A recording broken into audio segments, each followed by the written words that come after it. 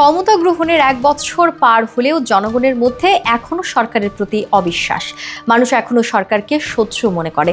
British দৈনিক the গার্ডিয়ানকে দেয়া এক সাক্ষাৎকারে এমন মন্তব্য করেছেন ডক্টর মোহাম্মদ ইউনূস, যেখানে জনগণের এমন ধারণা পরিবর্তনের ব্যাপারেও নিজের পরিকল্পনা তুলে ধরেছেন তিনি বলেন, দেশের মানুষ বহুদিন ধরে বিশ্বাস করে আসছে সরকার তাদের কিছুই দেয় না। আমি এমন একটি রাষ্ট্র গড়তে চাই যেটা তাদের কিছু ফিরিয়ে দেবে। তিনি মনে করেন, শিক্ষার্থীদের কোটা আন্দোলনের মধ্য দিয়ে শুরু হলেও বিদ্রোহের পেছনে জ্বালানি হিসেবে কাজ করেছে জীবনযাত্রার উচ্চ ব্যয়, কর্মসংস্থানের অভাব ও একনায়কতান্ত্রিক শাসনের বিরুদ্ধে ক্ষোভ। ডক্টর ইউনূস আরও বলেন, নতুন বাংলাদেশ গঠনের প্রথম শর্ত দুর্নীতিমুক্ত প্রশাসন। সরকারের প্রতিটি স্তরে এবং প্রত্যন্ত গ্রাম পর্যন্ত দুর্নীতির শিকড় ছড়িয়ে আছে।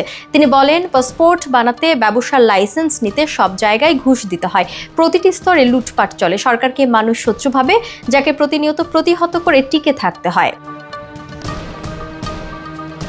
আগামী জুলাইয়ের মধ্যে সব রাজনৈতিক দলকে একত্র করে জুলাই সনদ নামে ঐতিহাসিক চুক্তি সম্পূর্ণ করতে চান প্রধান উপদেষ্টা। বলেন, এই চুক্তি হবে এমন যা বাংলাদেশে আগে কখনো হয়নি, বলেন ইউনূস। কমিশনের সুপারিশগুলো শুধু কসমেটিক পরিবর্তন নয়, এটি প্রশাসন ও রাজনীতিকে মৌলিকভাবে বদলে দেওয়ার প্রচেষ্টা।